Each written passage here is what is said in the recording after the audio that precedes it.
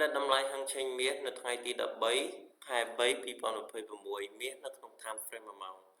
បាទអញ្ចឹងកាលពីយប់មិញទីផ្សារមាសបានធ្លាក់ចុះមកច្រើនគួរសមដែរបងប្អូនអរគ្នាហ្នឹងហើយតែឥឡូវវាបានពុលបែកឡើងទៅខាងលើវិញខ្លះហើយអញ្ចឹងតម្លៃដែលយើងអាចរងចាំទិញទី1ហ្នឹងគឺនៅតម្លៃ5055បាទហើយនឹងរងចាំទិញទី2គឺនៅតម្លៃ4992បាទហើយតម្លៃលក់របស់យើងគឺនៅតម្លៃលក់ទី1គឺនៅតម្លៃ5187បាទហើយនឹងតម្លៃលក់ទី2គឺនៅតម្លៃ5235បាទហើយនឹងតម្លៃលក់ទី3គឺនៅតម្លៃ5367បង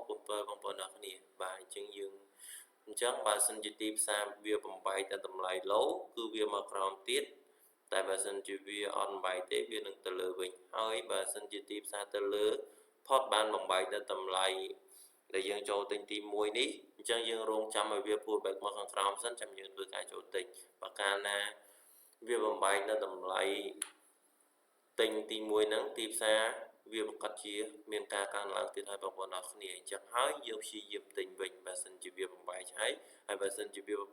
បំបែកនៅតម្លៃ low គឺយើងព្យាយាមលក់តែបើសិនជាវាអត់បំបែកទេគឺយើងអាចទិញលក់ខ្លីៗនៅចន្លោះស៊ូនឹងបានណាបងប្អូនអរគ្នាបាទចឹងថ្ងៃនេះខ្ញុំបានមានតែប៉ុណ្្នឹងដែរបាទសូមឲ្យបងប្អូនអរគ្នាត្រេតចំណេញច្រើនៗហើយហេស្មានល្អ